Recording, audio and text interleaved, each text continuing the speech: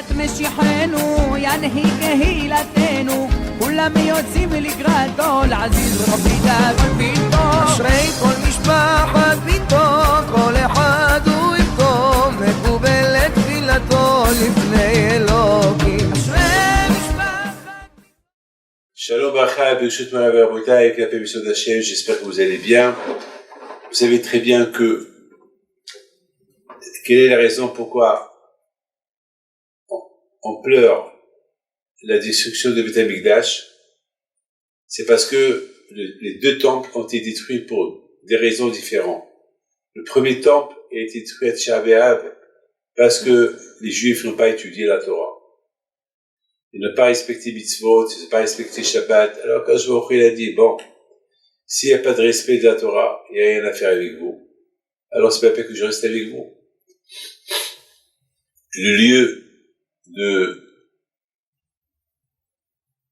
de rendez-vous entre les Juifs et Dieu, c'était 3 fois dans l'année au Beth Amikdash, à Pesach, à Shavuot et à Sukkot. Étant donné que les Bnei Israël n'ont pas respecté la Torah, alors Akadosh Baruch Hu, il a détruit le Beth Amikdash et malheureusement, c'est resté un jour de deuil pour l'éternité. Le deuxième temple a été détruit et pourtant les Juifs, ils étaient érudits dans la Torah, ils ont étudié la Torah, mais malheureusement, il y avait la haine gratuite. Vous savez que dans le Pek et Avot, on dit que c'est pas possible d'être érudit dans la Torah sans qu'il y ait la politesse, sans qu'il y ait des bonnes midotes, sans que les qualités ils sont bonnes. Et c'est pas possible d'avoir des bonnes qualités sans la Torah, il faut les deux. Au moins dans le premier Beth Amikdash, il a été détruit à cause qu'il n'y avait pas la Torah, mais il y avait les bonnes qualités. Le deuxième Beth Amikdash, il y avait la Torah, mais il n'y avait pas les bonnes qualités. Il y avait la haine gratuite. Le temple a été détruit. Donc, on fait vraiment un jour de deuil. Alors pourquoi on fait un jour de deuil?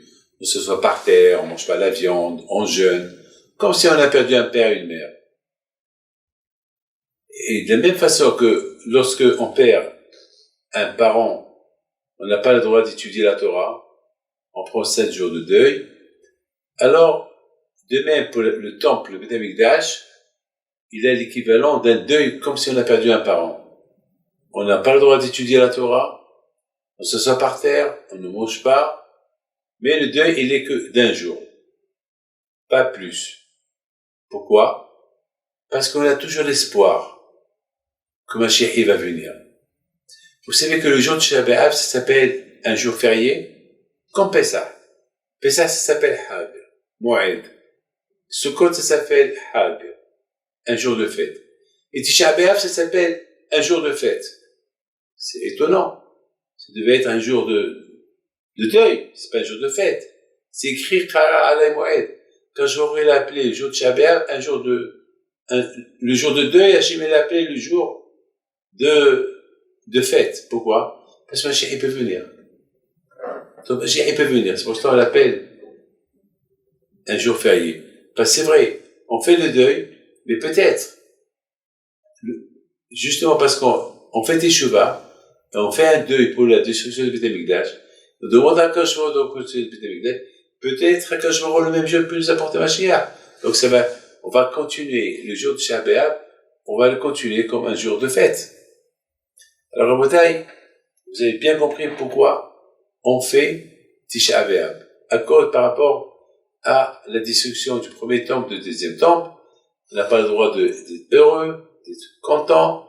On doit, le jeûne, il commence la veille, il se termine le lendemain, le soir.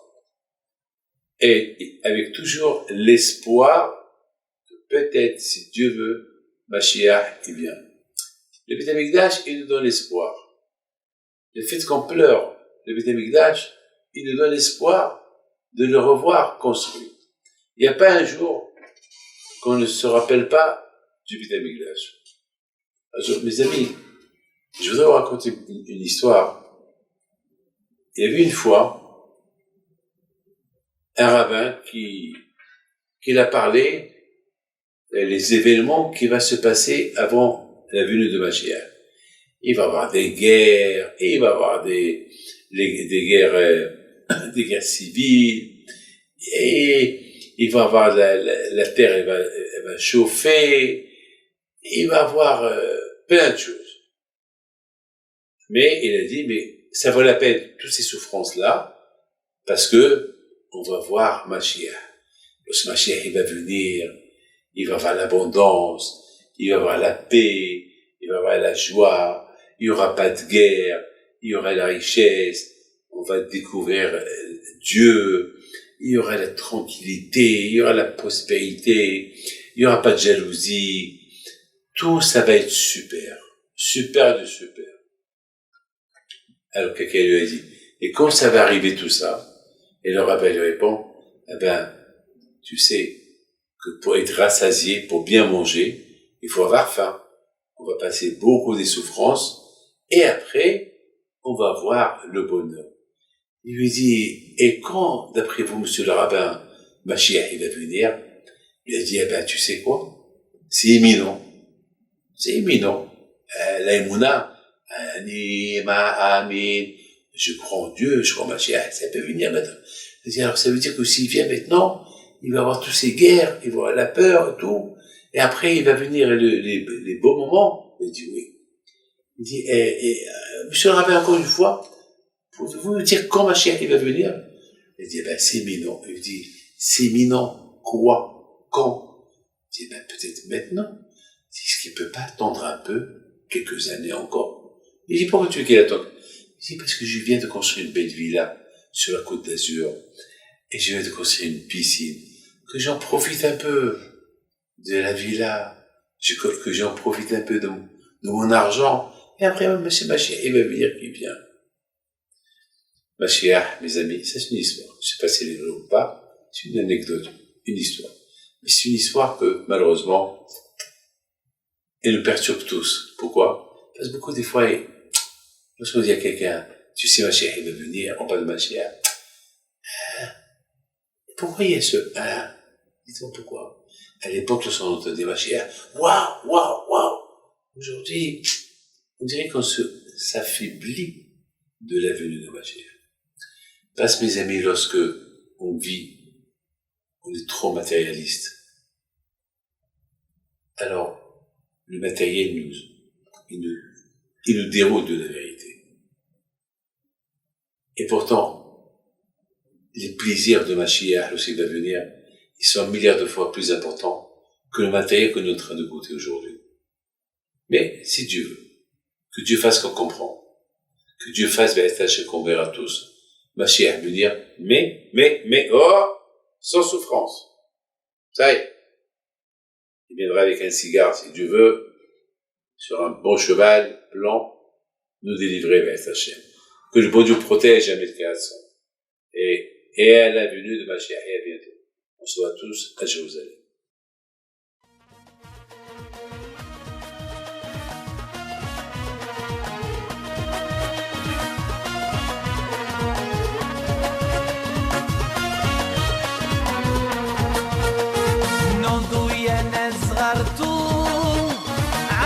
حي بنتو وقف لنا زي خوتو يا وز خوت